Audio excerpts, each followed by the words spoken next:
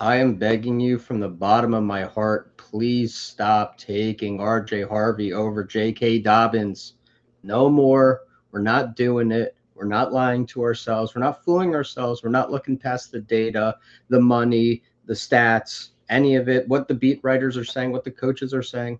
Let's get into it right now, but I'm trying to tell you, JK Dobbins absolutely has to go over RJ Harvey in fantasy football in 2026. Let's get right into it, man. Boom.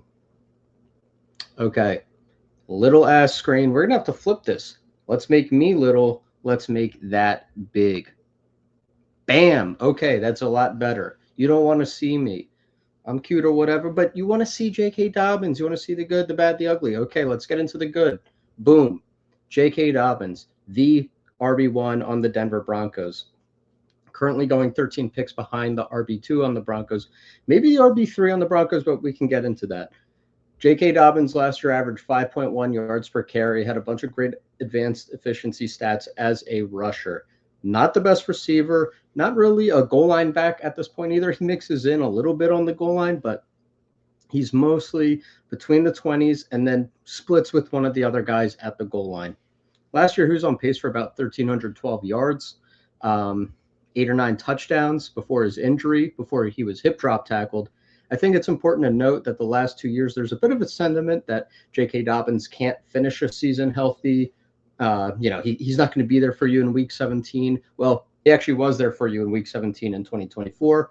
Last year, the injury was not really his fault in 2025. It wasn't like, oh, he's running down the field and there was a non contact injury where, his body just fails him. No, it was actually quite the opposite of a non contact injury. It was an illegal hip drop tackle. Should have been a flag, should have been a suspension or a fine, whatever they want to do for a hip drop tackle. It was dirty. And J.K. Dobbins got a raw deal on that. He would have maybe come back from the Super Bowl. They were talking about that, but impossible to know. However, he was efficient before he went down, and the Broncos followed it up with a 2-year, $16 million contract, up to $20 million. Okay, with incentives. If he $8 to $10 million, that's low end starting money. That's still starting money. That's good money for a guy with his injury history, and it's just echoing the sentiment that all the Broncos beat reporters have said all winter, spring, summer. J.K. Dobbins, if he's on the team before the signing, and now that he has signed, he is the RB1 for the Denver Broncos. And you look at the numbers last year, again, J.K. Dobbins we'll get to it, but he was blowing RJ Harvey out of the water in terms of rushing efficiency. When they were out there together, J.K. Dobbins was absolutely mogging him in rushing share. So it's just clear, like J.K. Dobbins is the RB1. The beat reporters are saying it. Sean Payton himself, when J.K. Dobbins got hurt, he said, quote, the running game died when J.K. Dobbins got hurt. What does that say about RJ Harvey, who goes 13 picks ahead of him? It's not a ringing endorsement, I'll tell you that. So you just you simply have a running back of what happened last year. J.K. Dobbins was the starter last year. He was better than RJ Harvey. They pay him like a starter. Everyone's saying he's the starter. He's the starter. I cannot for the life of me, I'm racking my brain for examples of where one running back probably projects for at least 100 more carries than another guy on the team. And the guy going behind him, who's not even really a particularly great rusher. It's not like RJ Harvey is some Keaton Mitchell level efficiency or anything going behind him. No, an inefficient guy getting less volume behind him. It just doesn't make any sense for RJ Harvey to be going over J.K. Dobbins. Really, what the best ball community or fantasy football in general, but we're going off the underdog ADP here. The community is just convinced itself, oh, J.K. Dobbins can never stay healthy. We're all doctors. We all know all these guys. I was the biggest J.K. Dobbins injury, skeptic the last couple of years, but you just objectively have to look at the fact that in 2024, he missed a month in the middle of the season, but he came back for the fantasy playoffs. And then last year, a hip drop tackle, there's nothing, a player can do. Anyone could get hip drop tackled. I do find it ironic that Cam Scatterbo got hip drop tackled. And this is nothing against Cam Scatterbo, but it's just a mere, analogy. Cam Scatterbo gets hip drop tackled. Everyone says, oh, that's a fluke. Oh, that's like, dirty play, blah, blah, blah. And it is. But you have to keep that same energy with J.K. Dobbins. You can't be like, oh, well, because J.K. Dobbins got hurt 3 or 4 years ago, this hip drop tackle. No, it's no different. If you get hip drop tackled, you can get hurt. It's a dirty play. It's why it's banned by the league. So keep the same energy for Cam Scatterbo that you keep for Dobbins. And that's not to say push Scatterbo down. That's to say let's bring J.K. Dobbins up. Any week that J.K. Dobbins is healthy, he's going to project as well as Tony Pollard, Jalen Warren, Chuba Hubbard. Now, Chuba Hubbard's been falling, but we can say Jonathan Brooks, whoever the Panthers RB1 is, guys who are going, currently, I mean, there is a bit of a flippening with Jonathan Brooks and Chuba, 2 ships passing in the night. We'll see. But I think J.K. Dobbins should really be going in the 70s, honestly, especially in this running back meta where the running backs get priced up and up and up. I just don't get how you can't really project J.K. Dobbins for another 1,000, 1,100, 1,200 yard pace.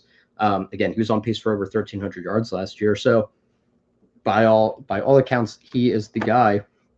RJ Harvey, on the other hand, is a guy I was really into last year. I was making the other side of this bet last year when, admittedly, RJ Harvey was much cheaper for much of the year, and we hadn't seen what he could do at the NFL level.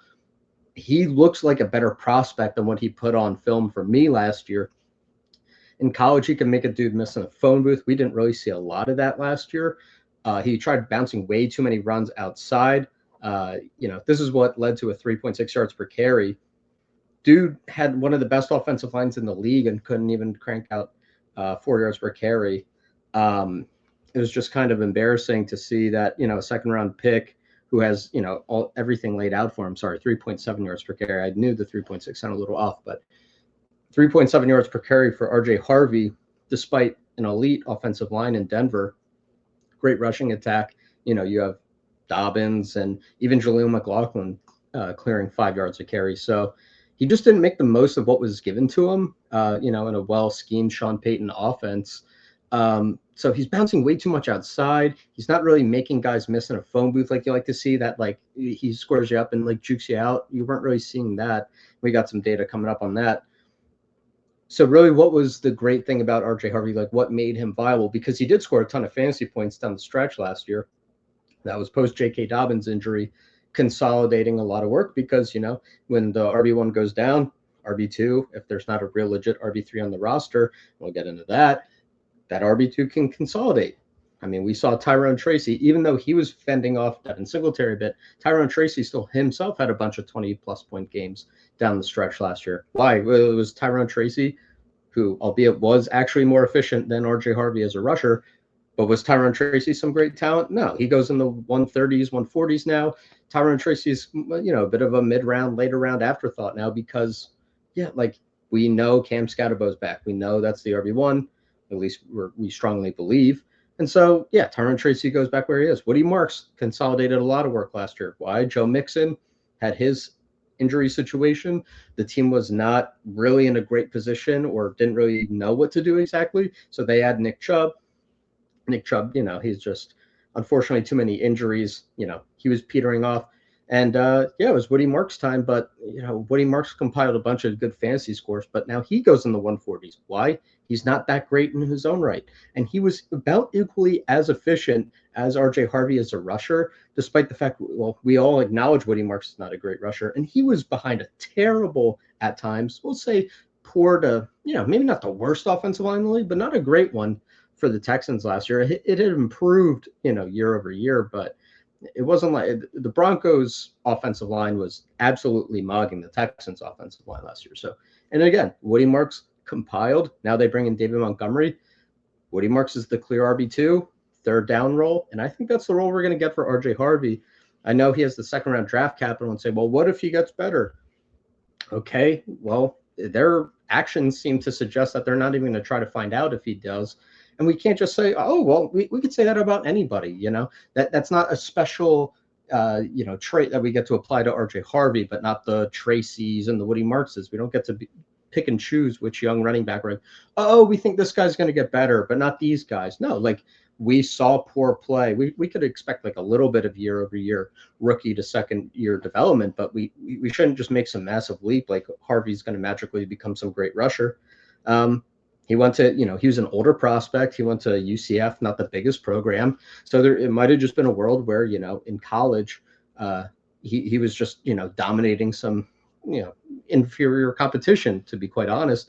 Now, I will say RJ Harvey was great as a receiver. good hands and explosive in open space. I liked how he actually played in the open space. You can make he doesn't rush exactly like Rachaad White, but I think the way he goes about his production could be like a Tampa Bay Bucks Rachaad White, where this guy offers a lot more in the receiving game than in the rushing game. But Rachaad White on the Bucks was not like some guy we were like getting pumped up for to take in the 80s when once they got a Bucky Irving and a Sean Tucker in the mix. Like, you kind of knew what Rachaad White's role was going to be. It was going to be, ideally, if everyone's healthy, single-digit carries and a couple catches, and he does a lot with those catches. But we're not lying to ourselves about the upside of Rachaad White, and I don't think we should lie to ourselves about the upside of RJ Harvey. Now, I will say there's like a 5% chance to 10% chance that RJ Harvey ends up, taking that big leap as a rusher and out kicking this Rachaad White hypothetical, but I think that's a pretty fair place to have him. Bad rusher, doesn't really take, what he could given his athleticism, but once you get him out in space, he's going to create explosives. RJ Harvey, I could see him as a third down back, and that's actually what's being rumored at the moment. So we'll see how it all plays out. And then the real wild card in all this that was not in effect last year. So, we're like, well, RJ Harvey, sure. If you're making the bet like J.K. Dobbins is going to get hurt, you have a crystal ball, and for a fact that not only is he going to get hurt, which is certainly likely. I would be more likely than not to bet that J.K. Dobbins gets banged up at some point, but a lot of running backs do. However, I don't have a crystal ball, and I can't say J.K. Dobbins is out in the fantasy championship when it matters most on Underdog in Week 17. However, if you do have that crystal ball and you say that's what's going to happen, that's how the season's going to transpire, well, last year RJ Harvey was getting all this work. He was getting a massive rushing load, goal line workload, receiving workload. I think if J.K. Dobbins goes down this year, you're going to get the ugly truth of Jonah Coleman, who, honestly, my comp for this backfield, if J.K. Dobbins goes down, is kind of like a bit more of a split than what I'm about to propose. But Jonah Coleman is pretty Cam Scatterbo-esque, and RJ Harvey is pretty Tyrone Tracy-esque. Now, when you look at the RJ Harvey profile, it is a lot of receiving. It takes a little bit, between the tackles, but nothing exceptional. If you get him in space, it's great. There's a lot of similarities, is what I'm trying to say, between the RJ Harvey and the Tyrone Tracy game, if you watch him on tape. Whereas Jonah Coleman, is he the most spectacular long speed athlete? No. Does he take what an offensive line gives him between the tackles like Scatterbo? Yes. Is he good in pass protection? Yes. Does he have good hands? Yes, he actually does. He doesn't have the same burst, like explosiveness of a Scatterbo. Like, I don't think you're going to get a wheel route where, like that Arizona State player. I don't think Jonah Coleman's going to be on the sideline cooking on a wheel route, but he can, take a screen. He can stand in there and pass protect, and he can, make a play. He's not a total chud on third down or in any passing situation for that matter. He's not like one of these big slower guys where you're like, he can't do anything. No, like, he actually is a viable player on third downs. And so for that reason, I think this is a guy who could, stand his own. And, they took him in the fourth round. Benjamin Albright was talking during the pre-draft process that this team was looking to add a running back with, somewhat reasonable capital. And that's what they did. I believe Jonah Coleman was the fourth running back off the board in this class. And that's behind Kalen Black, who was a obscene pull-up reach by the San Francisco 49ers. We'll see if it works out for them. But nobody in the draft ranked Kalen Black over Jonah Coleman. So I would assume like 29 to 31 NFL teams would have taken Jonah Coleman over Kalen Black. I digress. Jonah Coleman is the exact type of running back who, if he does what coaches ask him to do in training camp and earns just a little bit of trust in the way that, RJ Harvey played a lot as a rookie last year, they could absolutely have Jonah Coleman be mixing in in a part-time role, which would be enough to knock down that RJ Harvey contingent upside that was so profitable for him last year, even in the best case scenario of Dobbins getting hurt. So RJ Harvey is not going to start. He is not going to be a double-digit per carry running back until J.K. Dobbins goes down. Like, guaranteed not a double-digit carry a week guy. He's not getting 12 carries. He's probably not getting 10 carries. I would be really shocked if he got 10 carries. I don't think you can reasonably project that in any single way based on what we've seen with the coach speak, the beat reporter speak, the money. the production on the field. And then you add Jonah Coleman. Jonah Coleman will have a very compelling case as the season progresses to get more carries himself than RJ Harvey. He probably is immediately a better rusher of the football. There, people will look at Jonah Coleman, and I wasn't the biggest Jonah Coleman fan when I first started scouting this stuff. I'm coming into it late. I'm more into the NFL than college football. I'm like, oh, Jonah Coleman was not efficient at points in his last season in college. Turns out he had a bit of a nagging, ankle injury that was really nagging him as the season progressed. Even went on into the combine and affected him there a little bit, he said. So I'm going to give him some grace there and look at his older production where he was a little more efficient. Seems like a pretty reasonable player, bigger guy. And I don't know, man. I just think Jonah Coleman is the exact type of guy like a Scatabo, who's going to do all the fundamentals right.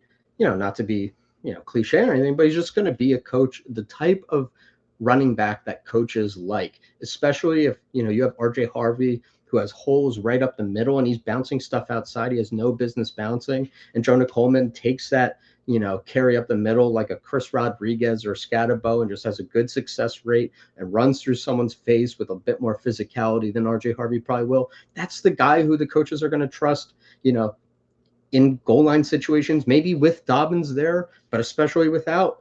So I think Jonah Coleman has a real shot, to have just a smidge of standalone value, this year without a Dobbins injury, but he could really carve out a role for himself if he does what the coaches ask. And if there is a situation where Dobbins goes down, I think Coleman is the more fantasy viable back, even with RJ Harvey's high value, receiving work. I think Jonah Coleman gets way more carries, and there's a very compelling case that he could be a better day one goal line back than anyone on this roster.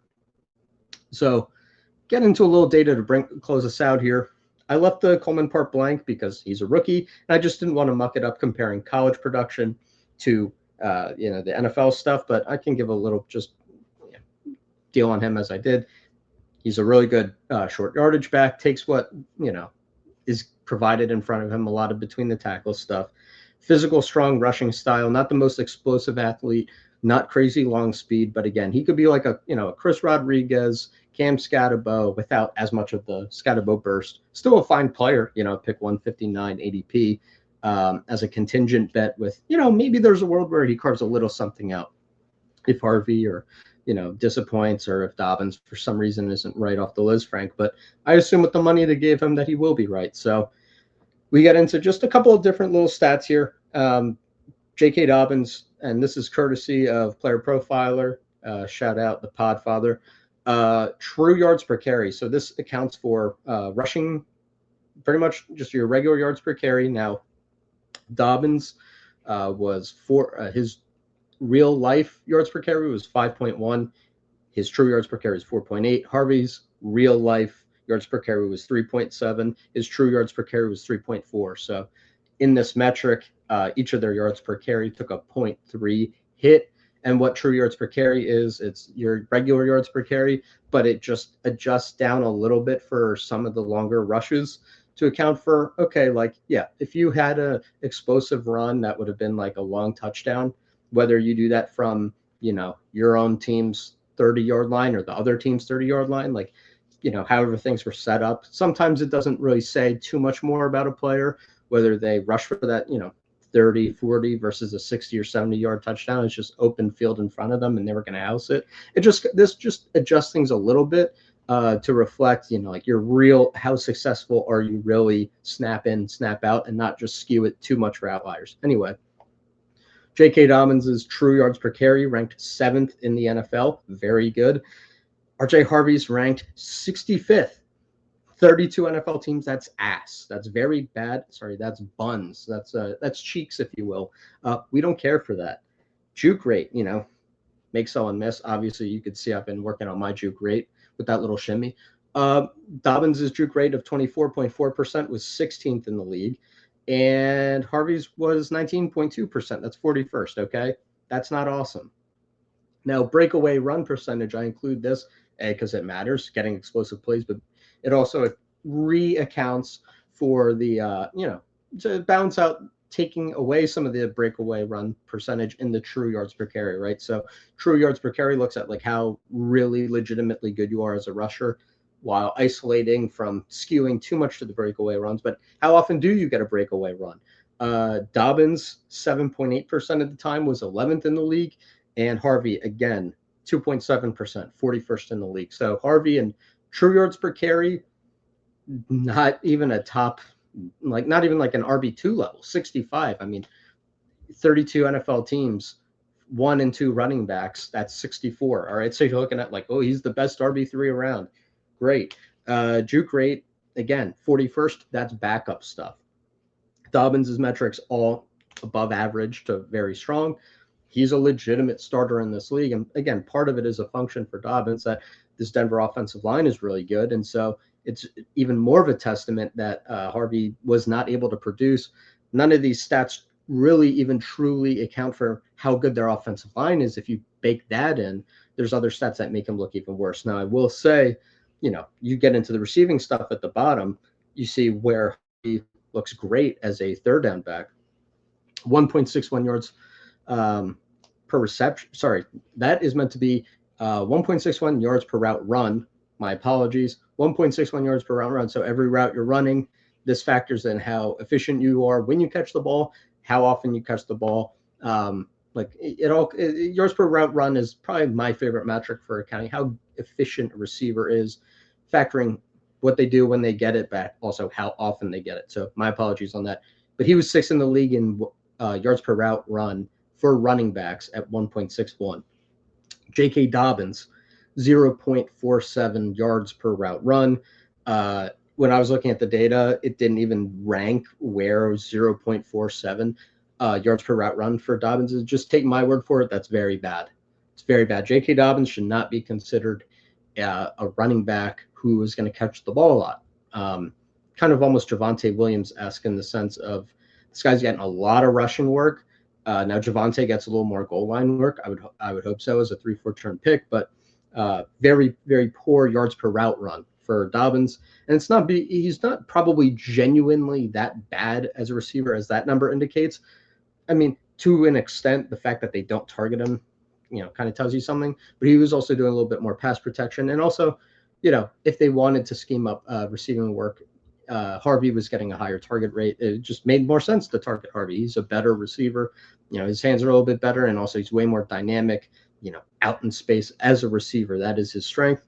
And then red zone touches in 10 games, Dobbins had 20, and in 17 games, Harvey had 37. But it's important to note that Harvey, for those 7 games where Dobbins is out, he was consolidating 100% of it. So even though they're pretty similarly paced in terms of like about 2 to 2.2 red zone touches per game, Harvey, a lot of that was back weighted because Dobbins was out and there was not really a Coleman there. So in the event that Dobbins goes down, is Harvey even hitting 2 red zone opportunities a game? Is he? In the event that Dobbins is healthy, I think there's almost no shot of it.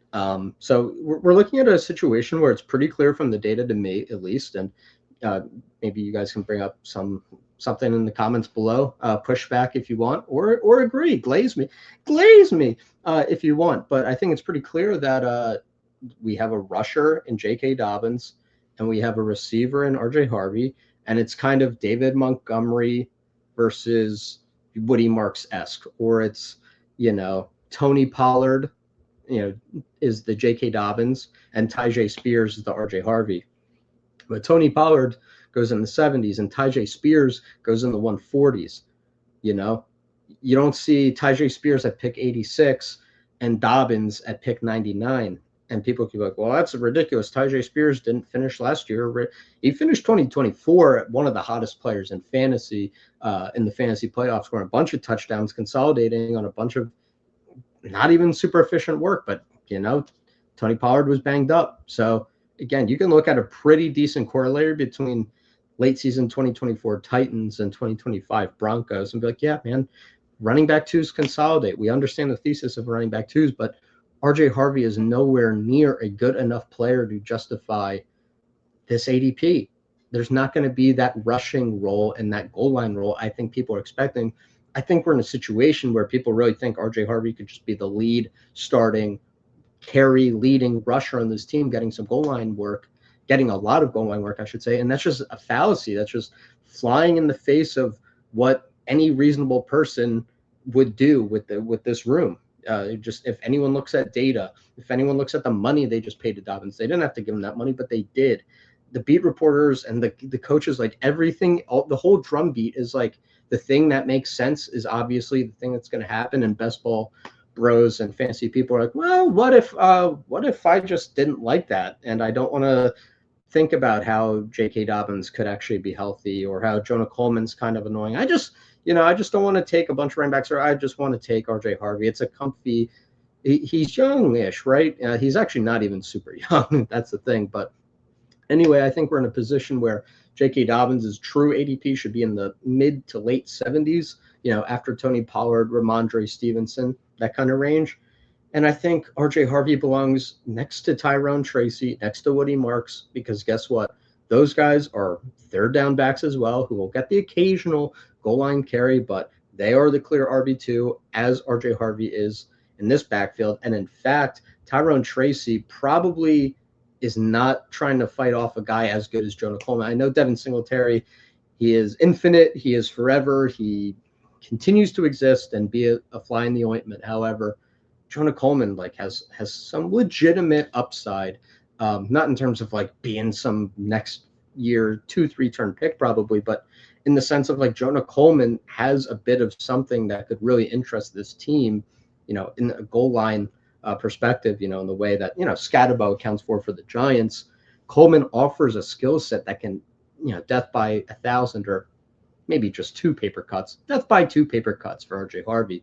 Whereas Woody Marks is really just competing with Montgomery, and Tyrone Tracy is really just competing with Cam Scatterbo. So this Harvey ADP doesn't make a lot of sense, man. I think you should be going pick 140, pick 145. And I think once it's in the season and you see RJ Harvey getting 6-7 carries a game and 2 to 3 targets, let's say he catches 2 balls a game, maybe 2.5. Shit, even 3. That would be pretty nice. Okay. 3 is pretty ambitious. However, let's just say he does it. Okay. Is that enough to take him at 86 over a great range for quarterback? Tight end upside like Kyle Pitts and Sam Laporta. Tucker Kraft falls there sometimes, but let's say he's gone. There's some really high upside tight ends that straight up are going to project for almost twice as many points a week at tight end as RJ Harvey will project come week 2, come week 3, once things settle in. Not to mention all the receivers there. You have the Commanders running back room. You're getting a guaranteed starter there. Harvey is not the starter. You're getting a Vikings running back, starter. Harvey's not the starter. So there's plenty of options. Rico Dowdle's right in this mix, and he's a really good bet, I would say, to lead the Steelers in carries if he's healthy. So it's all to say RJ Harvey is just criminally overpriced right now, and I get being excited about running back who has some athleticism and a receiving profile, but I just think if you really are in the weeds on this Denver situation, any beat reporter there will tell you, and the data will tell you, that you actually want to make the bet on Dobbins or Coleman this year, and don't really touch Harvey. In best ball, he's probably not going to fall to 140. I think we can all pretty much assume RJ Harvey's not even sniffing 140. So if you want to cover your bases, if you're doing a big draft portfolio, get RJ Harvey. If he falls, it's got to be at least around after ADP. Pardon me. At least around after ADP for me on Harvey. And honestly, even then, I'm probably in a position, the way I'm drafting structurally, where I don't want to take RJ Harvey, over Wan'Dale Robinson. I don't want to take him. I don't know if I want to take him over Michael Wilson. I surely don't want to take him over Jordan Addison. I don't think I want to take him over Kyle Pitts either. And I probably need a quarterback in that range at some point anyway. It's a real sweet spot for quarterback. So I just don't really see what, RJ Harvey is doing for me. It's a lot like last year where Isaiah Pacheco was way more expensive, but I was like, Isaiah Pacheco is just such a he had more of the early down theoretical role. Now he's not good, so he lost a lot of that to Kareem Hunt. It's like this guy is so one dimensional. There's no upside for consolidation in a big role, barring a ton of injuries. And the price is just not really proportional. It's not that Harvey can never score fantasy points. It's just that relative to this opportunity cost, way too much going on, and he's got to be rounds and rounds and rounds cheaper. I have RJ Harvey ranked like pick 140, so it's one of the most egregious prices. A lot of people think it's a really good price. I would love to. I haven't really heard a good really a good bull case for RJ Harvey besides really smart people being like, well, he averaged a lot of points per game and he got a lot of touchdowns. It's like, yeah, that's what running backs do when they consolidate, when the starter goes down. I don't hear you making that case for Woody Marks and Tyron Tracy. So just got to keep that energy consistent. But appreciate you guys tapping in with me on this video. I thought it was going to be about, I'm not even kidding, I was so delusional in my head. I'm like, this is a 5-minute video. Knock it out in 5 minutes. Bing, bang, boom. We're genuinely at 30 minutes. That's fucking insane. My bad on that, but I appreciate you rocking with me. Hopefully you watched it at 1.52 supersonic speed. I appreciate you guys tapping in with me, chopping it up. I was the one chopping it up. You were actually listening. So if you made it this far, I appreciate you guys. If not, all good. You wouldn't hear that if you're here. Point is, if you're still here, could you drop a like on the video? Little like. That goes a long way, allegedly, in the algorithm. And your boy's trying to have a fun time and get some social validation. So, J.K. Dobbins, R.J. Harvey, Jonah Coleman, running back bloodbath, but take the guy who's going to start. Take the guy who's got the production and the efficiency. Take J.K. Dobbins, take Jonah Coleman. Don't take R.J. Harvey. I'm out of here. Peace.